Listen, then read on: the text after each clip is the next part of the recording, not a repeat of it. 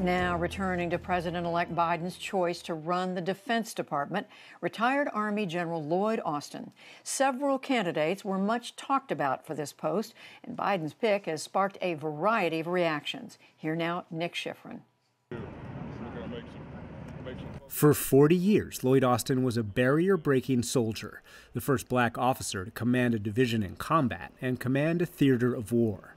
He had some of the most difficult commands, including Iraq, before the 2011 U.S. withdrawal. It's going to take the Iraqi government, the Iraqi people to continue to make the right decisions, work together. President-elect Biden worked with Austin in Iraq and attended the ceremony where Austin received command. And the vice president's late son, Beau Biden, who died in 2015, served on Austin's staff. In an article today, Biden calls Austin calm under pressure and praised Austin's logistical success in withdrawing from Iraq. Biden says Austin will use those skills to quarterback COVID vaccine logistics. Biden wrote they align strategically, and Austin's nomination was a, quote, milestone. This really is historic. African Americans have served in higher numbers than their percentage of the population of the United States. So it's about time. Dana Petard is a retired two-star general who served with Austin in Iraq when they fought ISIS. He's the author of the book Hunting the Caliphate. He had our forces with all of our coalition allies fight ISIS on numerous fronts. It took strategic vision and an operational approach to be able to pull that off, and that was General Austin. Austin also served in the Pentagon as the former Army Vice Chief of Staff. He ran the day in and day out staff business in the Pentagon, so he has intimate knowledge of things, at least on how the Pentagon should work as a senior leader. But Austin's nomination has critics. He retired only 4 years ago and would therefore need a congressional waiver to serve as the civilian Secretary of Defense.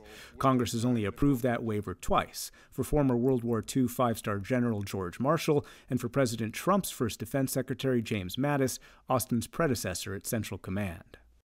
In 2017, top Senate Armed Services Democrat Jack Reed supported Mattis's waiver but warned it was the last. Waiving the law should happen no more than once in a generation. Therefore, I will not support a waiver for future nominees. Today, Reed kept his options open during a windy interview.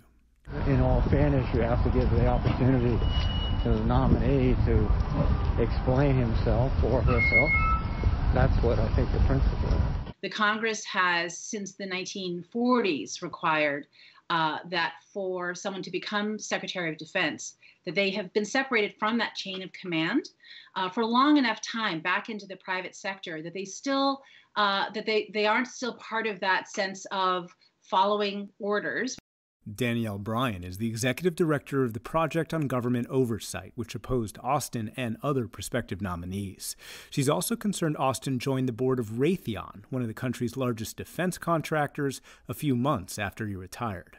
We want someone who has a broader perspective than sort of the same old cycle of the military-industrial complex that has been spiraling now for decades.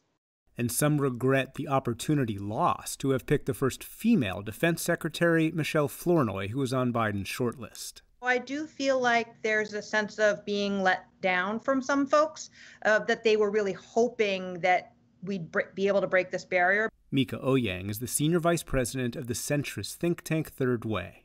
Having Lloyd Austin as Secretary of Defense is a big historic moment. He has broken barriers everywhere he's gone. Race is very much still an issue in the military, but at the same time, so is gender. Both of those issues, racism and gender discrimination, are going to be on the plate for the next Secretary of Defense. Austin's defenders say he is a warrior diplomat who can deal with those issues and align with President-elect Biden's restraint. Someone who is more tied to the Defense Department and who has been in combat themselves will be a little bit more reluctant to want to send our sons and daughters to combat unless it's absolutely necessary. And Lloyd Austin is that type of individual. For the PBS NewsHour, I'm Nick Schifrin.